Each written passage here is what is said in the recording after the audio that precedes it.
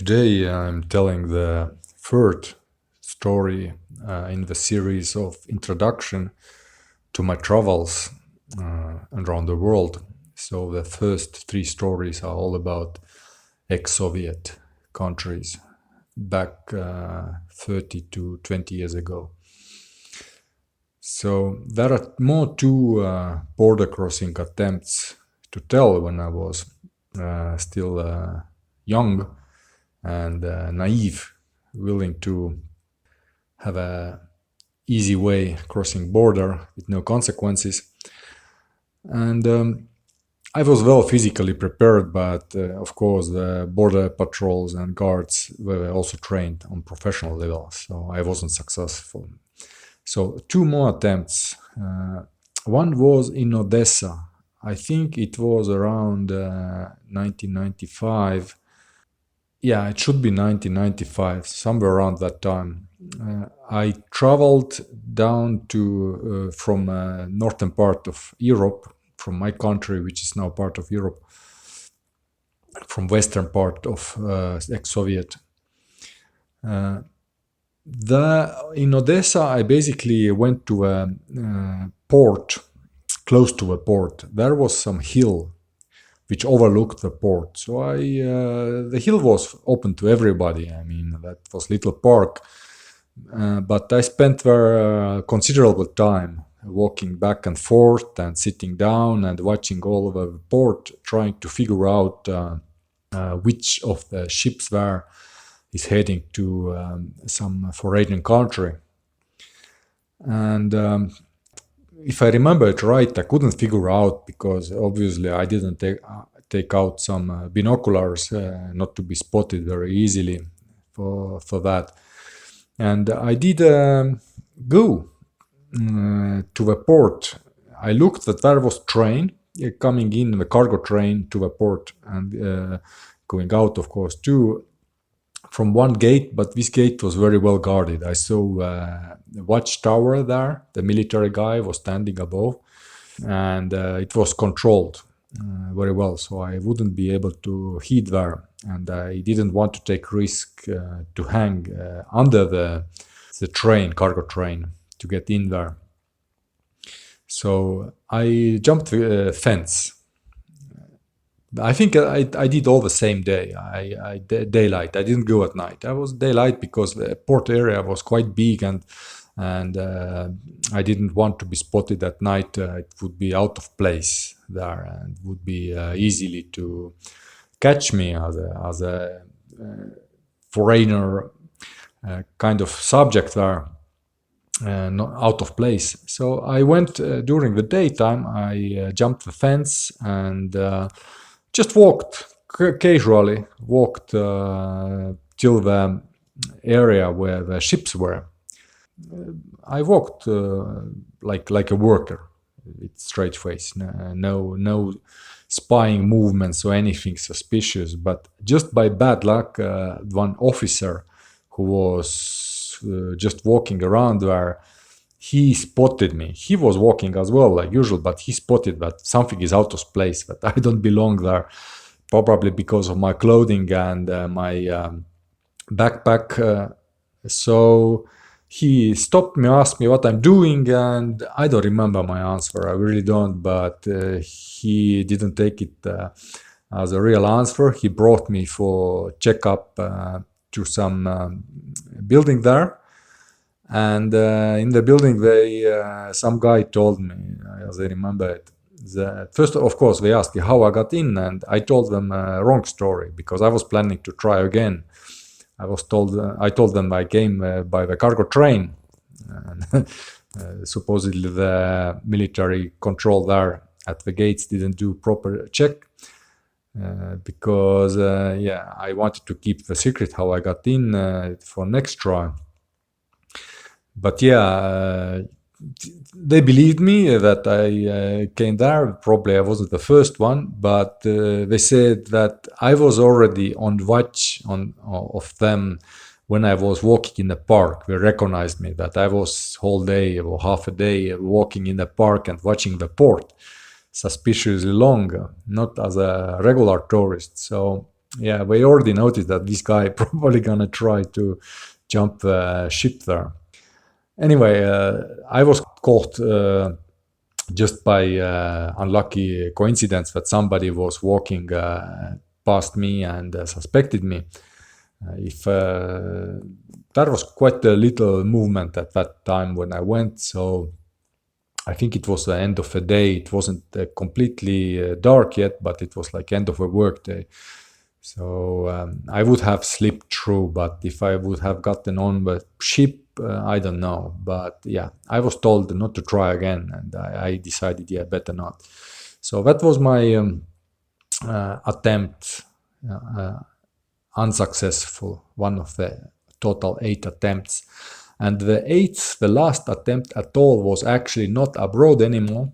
It was just an attempt to cross the border, but it was to get back home. It was already in 1997, and the reason was that time, I think 1997, 1998, I think 1997 was, I already had to take visa to get to Russia because my country was separating. And I got the visa. I paid some company who made for money visas. Supposedly I was invited to Russia by some company. And I went to Kazakhstan. I meditated in Tian Shan Mountains for 1.5 months. I was there. But my visa was, I think, only 1 month, or it was 1.5 months, something like that. Anyway, I overstayed my visa for a couple of weeks because it took time also to come back from mountains. And when I was coming back, of course, I took hitchhiking and trains with no money, and I was kicked out, and I took again, and all kind of these kind of ways. But later on, I will tell the stories that happened during these travel, many encounters with criminals and gangs, and not countless, but quite a few during my many travels.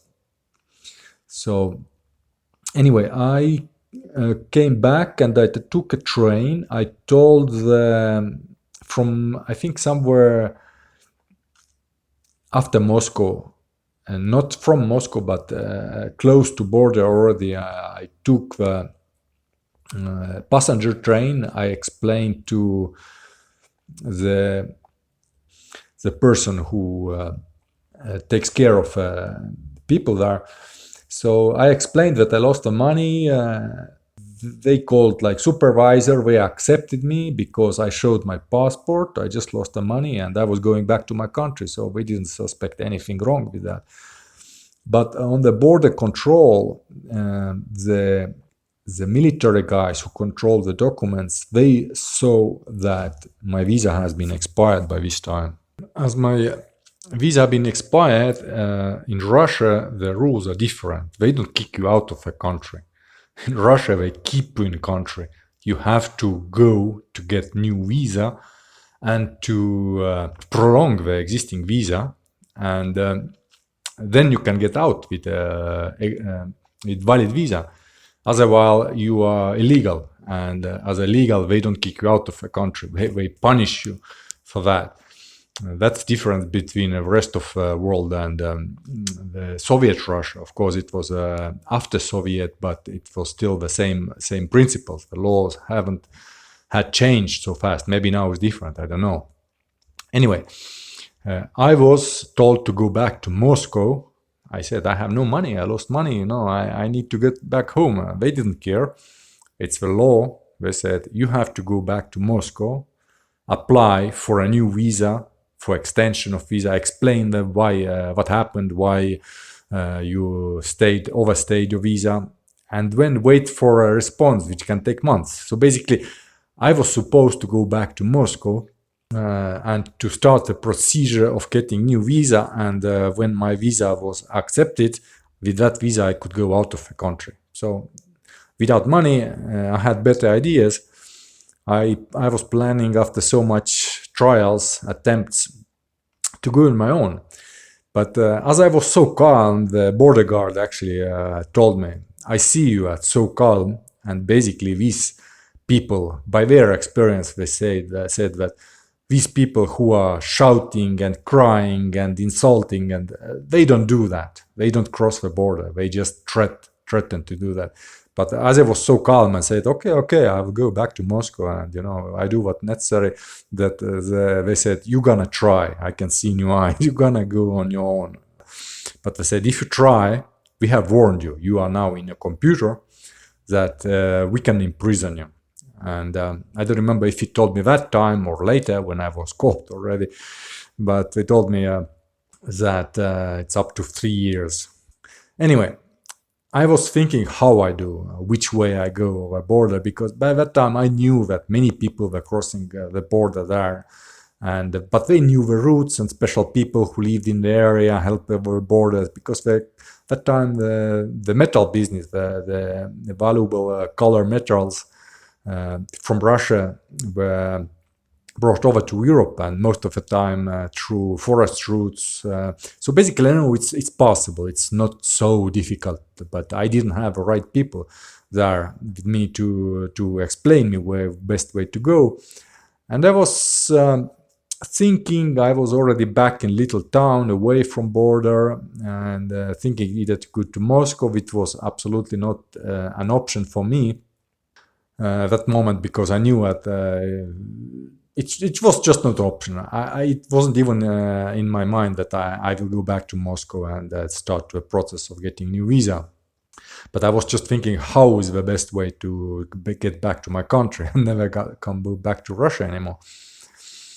So by the time I was just hitchhiking there and getting closer to border again, because I traveled further away from a border with a train to show them that you see, I'm going away from border now, direction to Moscow, that they wouldn't wait me there, expect me in a border zone, wouldn't be on high alert, so to say. And I was hitchhiking back direction to the border, but just to another location.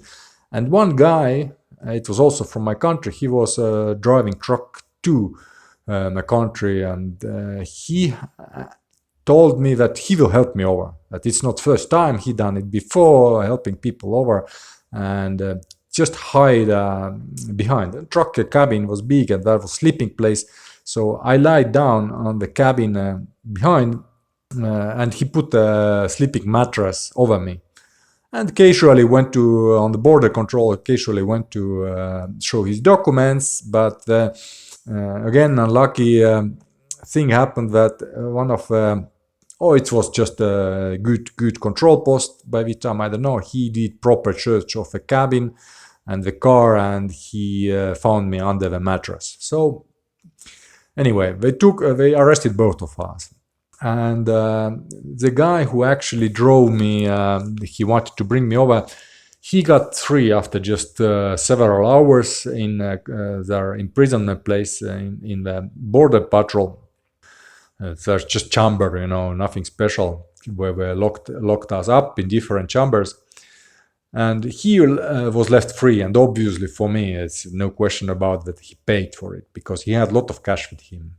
By his story, he was traveling to Russia with extra cash to buy a cheap car and bring it back on his truck, but he couldn't find a good deal, so he had a lot of free cash with him, going empty back to Russia. He brought some cargo to Russia and came back empty. Anyway, he had a lot of cash, and no question for me, he paid for getting free, to be let free. And I was sent then by police away, by militia. The Russian militia came after me, and they brought me to the police station already. And I was warned that for that, as I was told not to try, it was 3 years for me about to come of prison in Russia. And I had some quite dark thoughts on that time. I was there, I guess, one day, and it was pretty nasty place it was Следственный изолятор. I mean, to translate it properly, it would be like investigation isolator in a room. I mean, the people are under investigation still, not real prison. We were the two people, but we had limit of money, how much we could daily spend. We made a list to the officer there, what we want for this money to buy. They had a list of things like spaghetti or whatever, and we had little kitchen there in the imprisonment place. So for daily allowance, we were told what he should bring from market and or shops, and we even cooked ourselves. And it was very little town, close to border. It was just a transfer point. It wasn't any place specially made for long-term keeping anyone. And yeah, I was thinking now is my best days are over. Now I'm gonna get into gang life. I mean, you have to, if you in Russia prison, you have to learn to live there and learn the trade. But then came out, of course, the police and border guards or whoever there was in charge. They contacted my country and found out that I'm not a criminal. I was teacher of martial arts. I had my own school, and they basically didn't find anything incriminating on me to keep me there, even though I tried to cross the border. In Russia, I mean, people tell a lot of bad about Russia, but I will tell you that if police or militia or Russia, if they see that you are a normal person and you don't do it from bad intention, whatever happens to do against the law, they don't press on you by the point of the law. They try everything to get you out because you are not criminal-minded person. You are not living with that mindset of doing bad to people. Anyway, the point is that I was left out. I was brought back to the border. I think next day, the border guard took me, and on the bridge, there was one bridge, like in a movie. They met with my country border guards in the middle of a bridge. They gave me over to my country border guards, and I was escorted back to my country from the neutral zone on the bridge. And in my side, I told the story, what happened, and basically I was left go. And then I hitchhiked back home. Actually, I record that I was in the detention after being arrested in a border trying to get back home more than one day. I was there 2.5 or 3 days, something like that. And I was released, given over to my country's border units on the bridge on the 9th of May. I think it was 9th of May, on the day of end of war, day of national victory over the Nazi occupation in 1945. So they said to me that because of that holiday, 9th of May, I was given amnesty locally, so to say, and given over without any trial or imprisonment longer. So that's what they said to me. I don't know how true is it, if I just made it up, but that's the fact that 9th of May on 1997, I was given over to my country border patrol and was left free. That's it for a correction. So that was one interesting and last unsuccessful attempt, because then I had to escape already my country for political reasons. I became politically active later, but these stories I will tell after, when I finish with the stories about Russia. And all this experience with unsuccessful attempts became useful when I really needed that in my future life. So basically, it wasn't for nothing, I would say. But yeah, one thing about the border control, I was caught on the attempt to cross the border illegally from Russia to my country, the border patrol would have probably left me free even there, because they offered me kind of thing. They didn't say directly, but I think it would have ended like that. When they realized, they of course, even before the police or before militia, the border guard asked me who I am, what I do, and I told that I'm a teacher of martial arts. I have my private school, and they went away. And after they came back, I don't remember if I told or they called to my country and found out that I'm teacher. But anyway, they came to me and asked me, "Oh, you are a teacher of martial arts," with such an enthusiasm, like to put me on trial. But I know that, I was very well prepared, but you never know. Russia, people will train also very hard martial arts, and sometimes harder than the original countries where the martial arts came from. And I said then I didn't want to risk my life on health on that, because you never know if some border patrol guy happens to be a fan of martial arts. Just even if I'm good at it, I can make just a mistake, and one mistake can cost me a health or eye or finger or whatever. So I told me, "Oh no, I'm just a philosopher. I write books about martial arts. I wrote a book by this time already and published." And oh, okay, and they let me go. And then police came, or militia came after me later. So I suspect that the border patrol wanted to put me on trial with some of their guys, and I didn't go for that. In order to get free, the freedom would have cost me maybe pretty damaging consequences for health.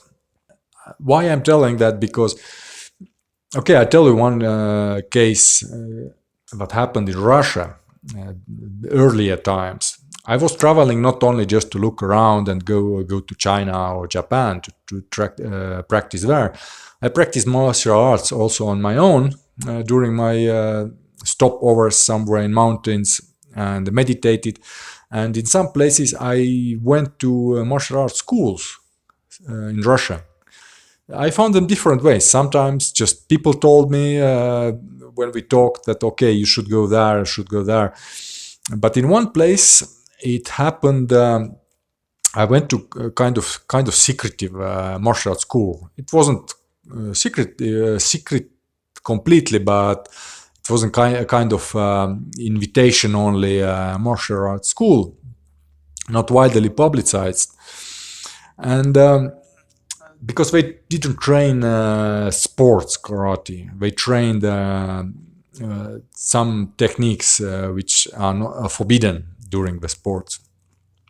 And I proposed them that let's try with one of their students. And the teacher, he said, yeah, he gave me one of his students, and we practiced. We did like free training of not really points, but till the blood. The rule was till the blood, So we both got blood, but nobody really won. But as the blood already was out and we stopped the training, we had a tea after at the office of a teacher, and the teacher actually told me something which kind of surprised me. I didn't know such things happening in Russia, but he told me that you are lucky that you haven't been killed during the training, because just a few months ago to our school came two Japanese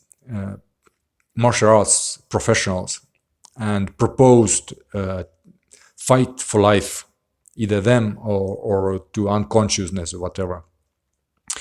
So basically ended up the both of Japanese professionals dead in their school. So they said, if I came out alive, and you should be happy enough with that. And that's actually might be the reason why I decided when I was caught in Russia border, an attempt I didn't know who will be my opponent. They didn't say directly that it will be some fight, but by the eyes and by the enthusiasm, I could read it.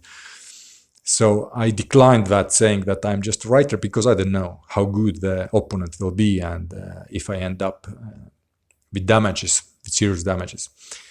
So anyway, long story short, this is the conclusion of my introduction to my border attempts to go abroad in ex-Soviet times since 1989, I think, till 1997. That time frame, I did many travels across entire ex-Soviet Union. And later on, I will go deeper into what happened during travels, what kind of gang encounters I had and how I got out alive from these situations. And not only me, the drivers who I've been traveling with, how did they how they do actually, not only during my time, but how they managed to survive or did in the past times, encountering gangs on the road. Someone had to be paid, someone had to... well, I will tell what happened later, next stories. Anyway, that's it for introduction of 3 longer stories. And you will hear new stories next time.